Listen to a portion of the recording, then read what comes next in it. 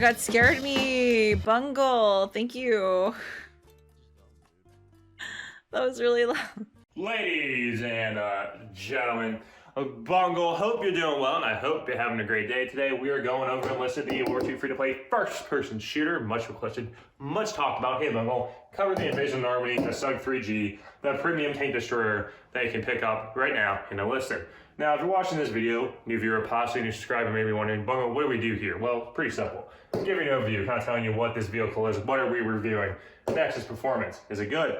Is it bad? And lastly, is it worth it? So without further ado, let's begin. Start off with an overview. Right now in Enlisted, there are different types of tank classes. You have your medium tanks, light tanks, tank destroyers, and heavy tanks. So this is a tank destroyer. It's supposed to go and engage enemy tanks and take it out. So does it do it? Does it perform well? So in its performance, all right, so you get a 75mm gun.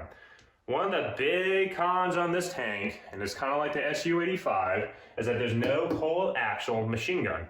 So what does this mean? Well, usually if you play any other tank in the game, like for example, the overpowered Sherman Jumbo, you understand that when you play the Jumbo, you have the machine gun for the turret, as well as the top machine gun for the commander's hatch or whatever. So you have the 50 cal on top and the turret machine gun, so you can go and kind of deal with infantry, in addition to spamming your HE shells, everything like that. Well, here, you don't have that. You don't have the capability of engaging enemy infantry with a machine gun because your only main armament is a 75mm gun. So what is the big con with this?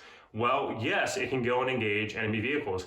Yes, it can go in and take out, let's say, definitely went through an M10 Wolverine, no problem.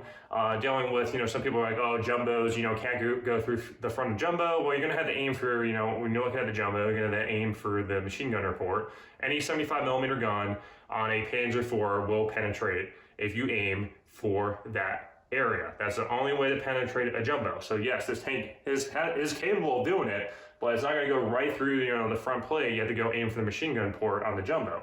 But, with the STUG, with its, profile and everything like that, it's a very fast tank. Yes, it can move around the battlefield.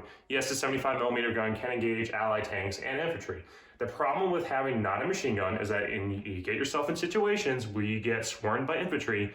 You do not have that damage dealer or kind of that potential that you would get if you had playing any other tank, that a turreted tank. Just because having that machine gun just allows you to get more kills, it allows you to kind of rack up more points, especially as a premium, kind of gives you more, XP and everything like that for taking out infantry. So it definitely affects the damage per minute, the damage that you will do to the enemy team. And that's a big, big hindrance for me, just because when I was first surprised when taking out the STUG into combat, realizing there was no machine gun. So that was a big con for me, and moving down to it isn't worth it. In my opinion, I'm going to recommend you either go with the PZ.III, which I've done a review on, or the PZ.IV G, done a review on too. Check down the description down below, check out my videos on it. Pretty much those tanks have the capabilities of pretty much dealing with most of the allied tanks.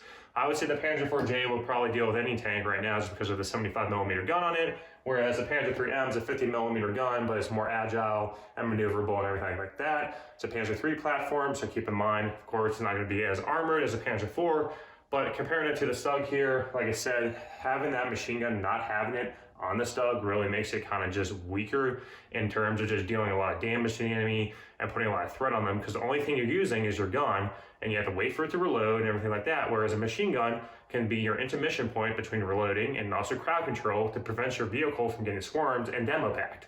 So that's my opinion. That's my 2 cents on it. I would say a hard pass. Unless you're a big fan out there and you like the STUG, honestly, I don't recommend it. Don't recommend the price point of it either. It's definitely not worth picking up. Other than that, I hope you all have a great day. Thanks for stopping by. Take care.